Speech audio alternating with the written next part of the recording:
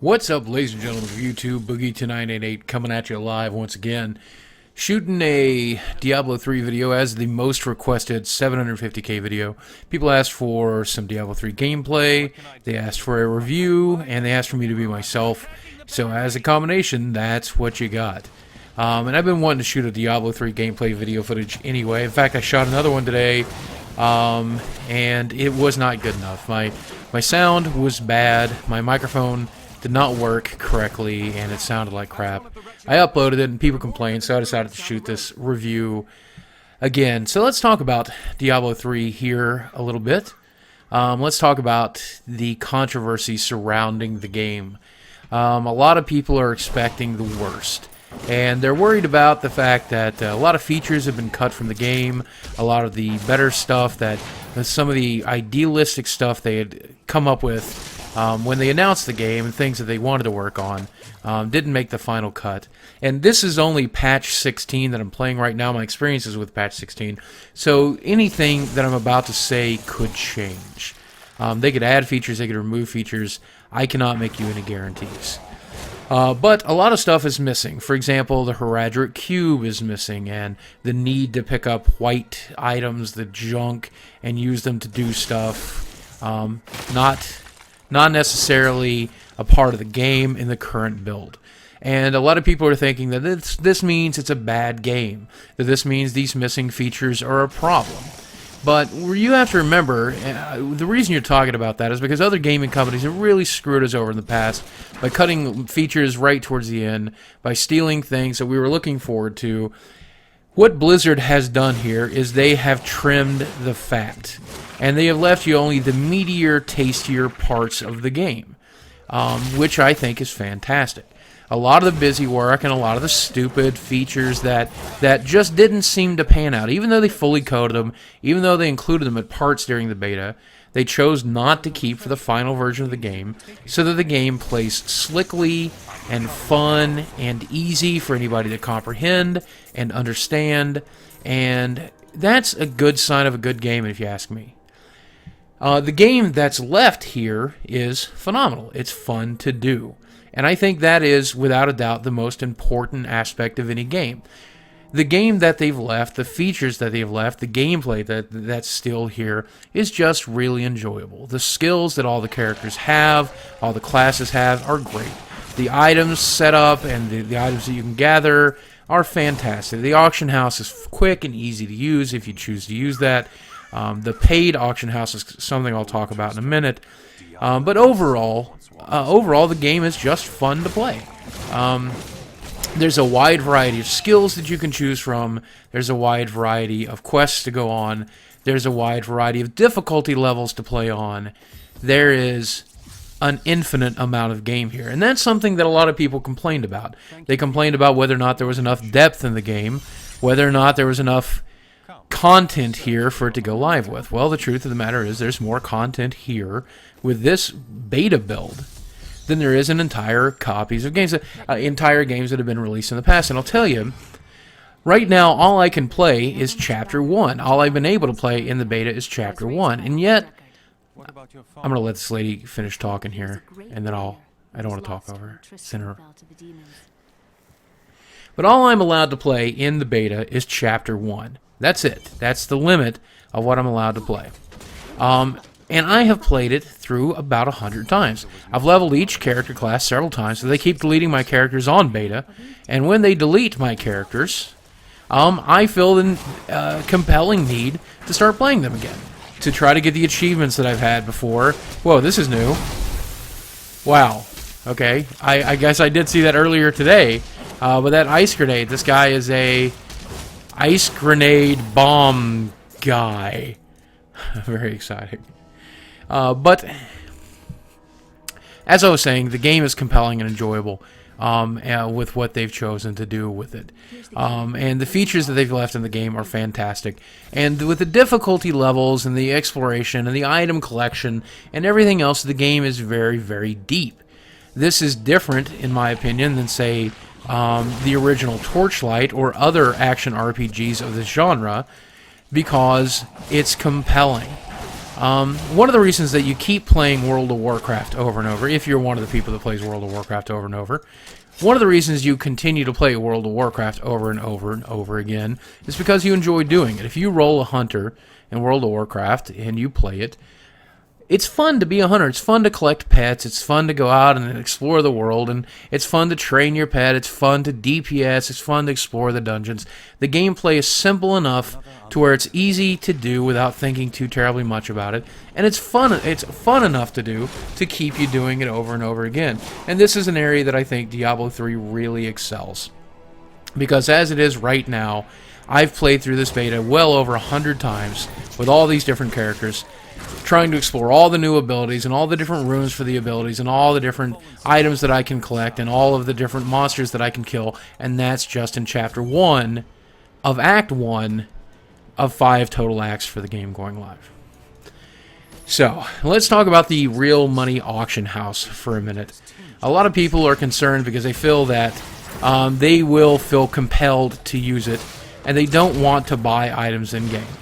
Well, there is, in addition, with the real money auction house, a gold-based auction house. So you can choose to buy pretty much the same items that you'd find on the real money auction house, available in the gold money auction house as well. And the reason I'm actually for a real money auction house is because if you've played the original Diablo at all, if you've ever tried to log back into your account, original Diablo 2, the very first thing that'll happen when you join a game is 16, 17 gold spammers will join, and they'll try to tell you to come and enjoy their services and let them sell you gold, and you'll get spammed, and nobody can join your game, and it's stupid, and it's annoying. And right now, what they do is they legalize that market for the handful of people that want to use it. And they also make money in the process of doing that, which is great. That means we don't have to pay a subscription fee. So it keeps all of those stupid little gold farmers all in one little spot and not in your game, not in your version of your game, not in your friends' games, not in your face, not in your email box. They can buy and they can sell amongst themselves all they want in one little place and have the money go directly to their PayPal account, and you never have to deal with it. Oh, and if you decide one day, if you decide that getting the hat that you need to complete your item set for your PvP character is worth $3, then you have the option of going and picking that up. Now, it's controversial because it's never been done before. Never in the history of gaming have we legalized, that I'm aware of, players to buy and sell their own items amongst each other through an endorsed auction house that they also control. So I say approach it with a benefit of a doubt, that there's a chance that this could go wrong, that there's a chance that they could be exploited, that it could be problematic, and if it is, I'm fairly certain that Blizzard's a smart enough company to where they're not going to let it ruin their game. They're going to fix the problem and make the game worth playing. So that leaves me with one little thing I want to talk about, is whether or not it's worth buying, whether or not it's a good game. Well, there's two types of people in this world as far as I can tell. There's people that have played Diablo and the Diablo series and games similar to it, Torchlight and along that lines. And there's the people who haven't. Well, if you have played the Diablo series, or if you've played Torchlight, or if you played the many different games that play very similarly to this, you are going to find a lot of enjoyment, I think, with this game. It plays like those games, only cleaner and neater and deeper and more fun, with more options and more stuff to do. Not only that, but it has the online factor so that you can play with your friends. It's got the auction house. It's got multiple levels of difficulty. So it is, without a doubt, in my opinion, one of the Pentarch versions of the Diablo action RPG style game. And since it's backed by Blizzard, you know it's going to be around for the next 10 years. You know it's going to be interesting. You know it's going to be relevant for the rest of the foreseeable future. As long as they don't completely screw it up, which I guess they are capable of doing. specifically since getting bought out by Activision, but I digress. If you've never played an action RPG, then you're going to owe it to yourself to try Diablo 3. Now, there's many cheap options out there for it. You can still pick up Diablo 2, I think, for like even $9 or $10 here and there. You can pick up Torchlight on Steam for just a handful of dollars, and it'll give you an idea of what you might be getting yourself into. There's absolutely nothing wrong, I think, with waiting until Diablo 3 is ready on May 15th for you to spend your money.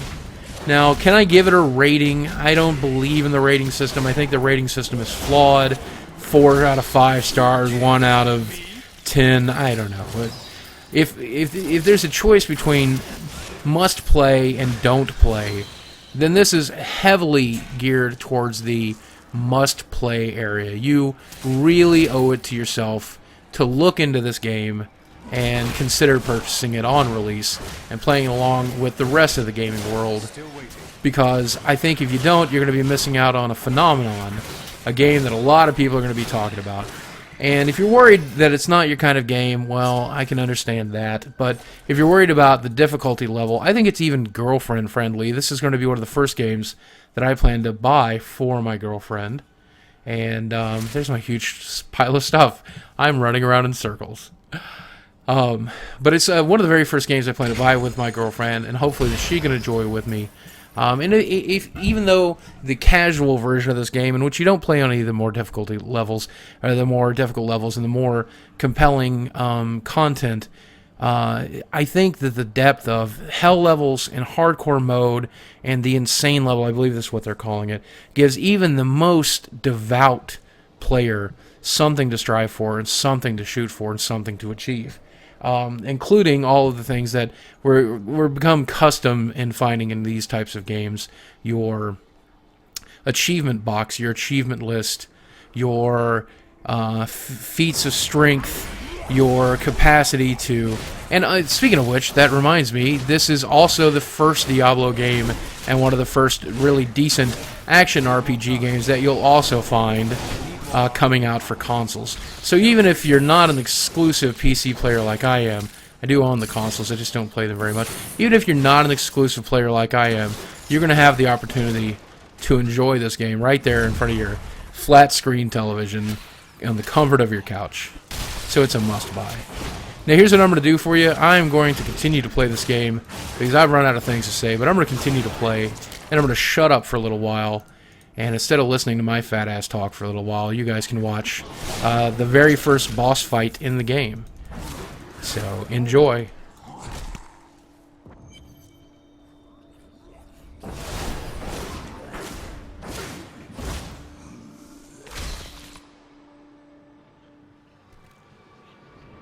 Foul minions, stay back! Back! May this wedge go.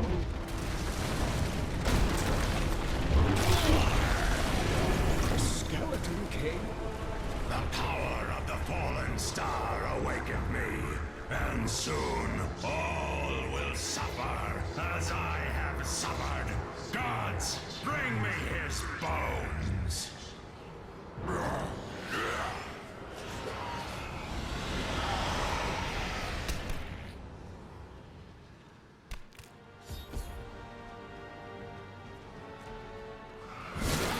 I will save you! Help! Help!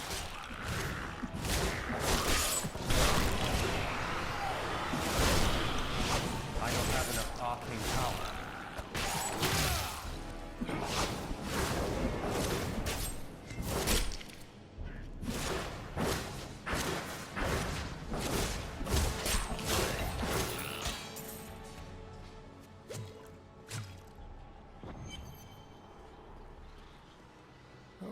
Thank you, but why did you risk yourself for me?